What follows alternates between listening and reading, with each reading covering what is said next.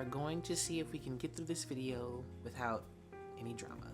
If I'm being honest with you, I'm really nervous to make this video because I don't like pissing people off. And so talking about something as controversial as this is a very intense conversation online. It's not something that I'm just over the moon about doing. I am very passionate about the topic, don't get me wrong, but I don't like making people angry. So I don't. Before we get started, I want to give 2 quick disclaimers. Number 1, I love and respect women. This video is not about drawing lines between us, but about building understanding. And number 2, this video is not intended to speak for the entire trans community. I should not be a poster child for what the trans community thinks. This is not what the trans community thinks. This is just what Jordan thinks. Moving on to definitions, I believe it's important to have a baseline of definitions that are agreed upon for words that will be used regularly throughout this video. And so I will read those definitions now. Male, of or denoting the sex that produces small, typically motile gametes, especially spermatozoa, with which a female may be fertilized to produce offspring. Female, of or denoting the sex that can bear offspring or produce eggs, distinguished biologically by the production of gametes that can be fertilized by male gametes. Sex, either of the 2 main categories into which humans and most other living things are divided on the basis of their reproductive functions. Man, an adult male human being. Woman, an adult female human being. Trans man, a person who is registered as female at birth but who lives and identifies as a man. Trans woman, a person who is registered as male at birth but who lives and identifies as a woman.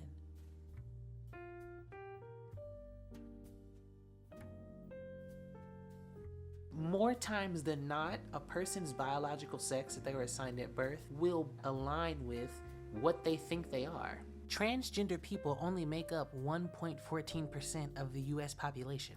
The reason that this conversation is so prevalent online is because you have cases like my own, where biological sex that I was assigned at birth is not the gender that I identify as.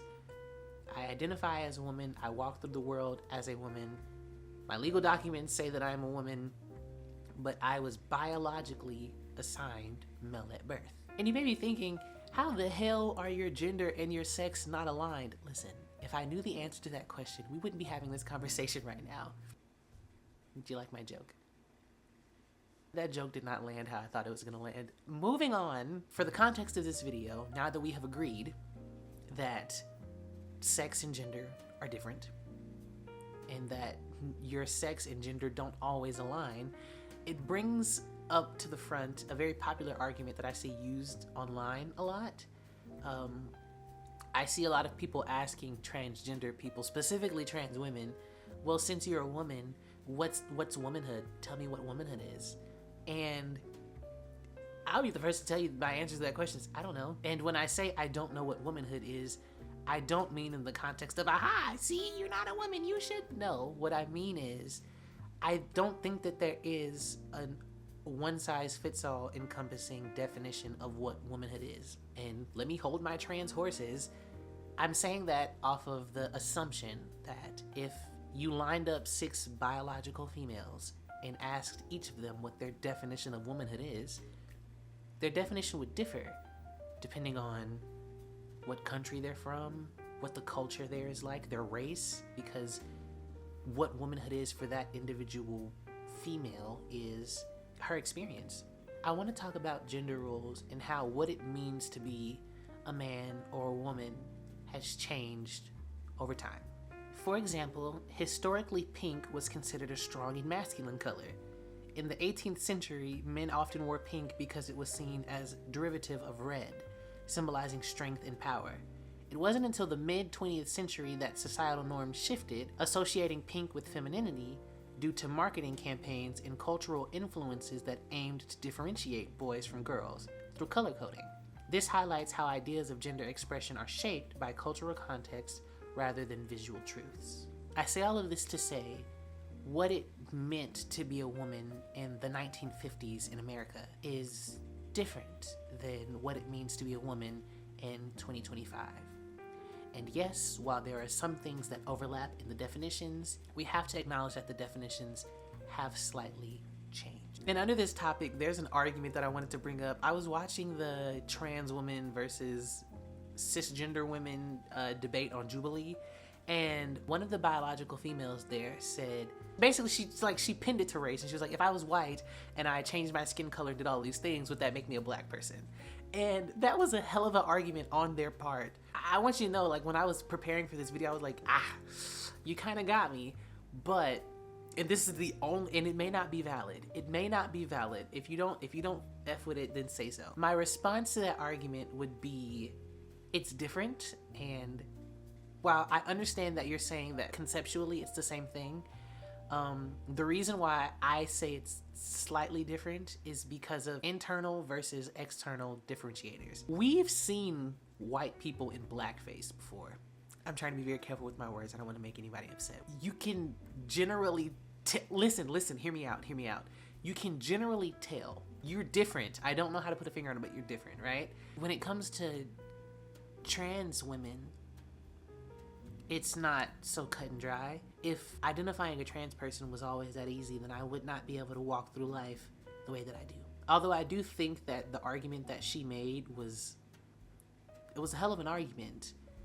I think there are nuances to be discussed because I can't name any white people that successfully go out in blackface and don't get clocked. But I can name multiple trans women and men that live everyday lives that, again, if you did not know, you wouldn't. The next thing that I want to talk about is biology and social perception, which I think is very important to note in a discussion such as this one. Children learn how to be the gender that they are through watching other people of that gender and emulating it. While women and trans women are similar, we are not the same.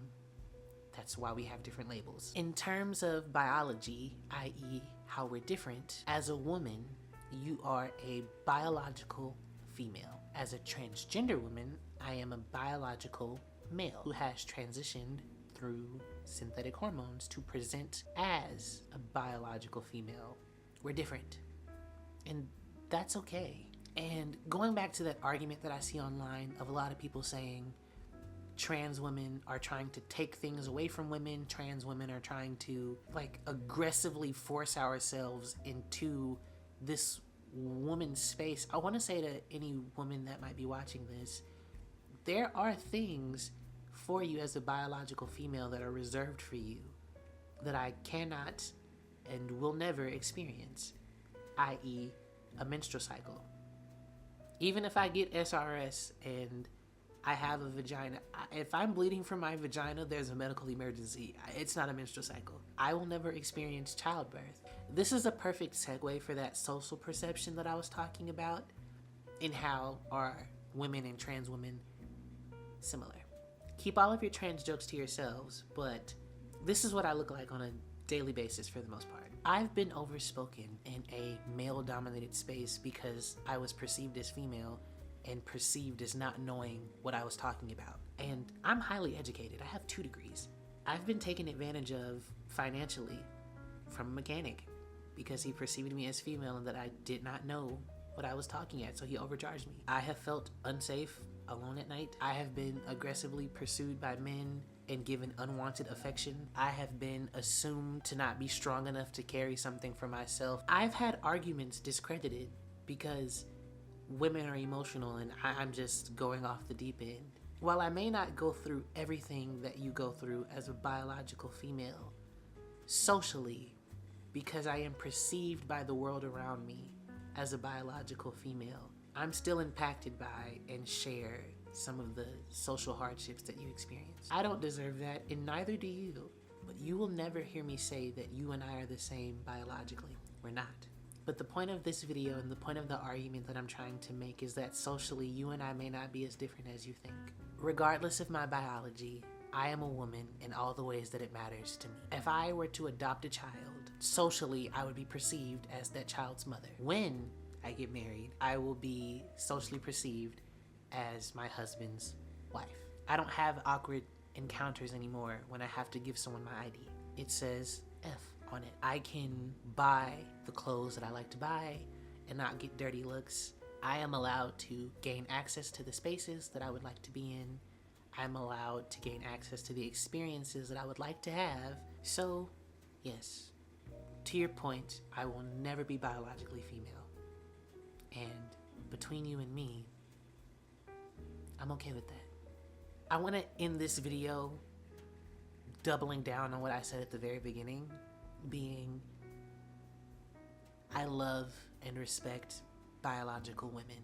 I'm not trying to take anything away from you, and I hope that I was able to express my opinion without it being disrespectful. I'm just trying to carve a small little space for myself, that's all.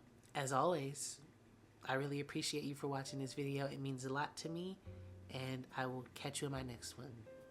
Peace and love, you guys.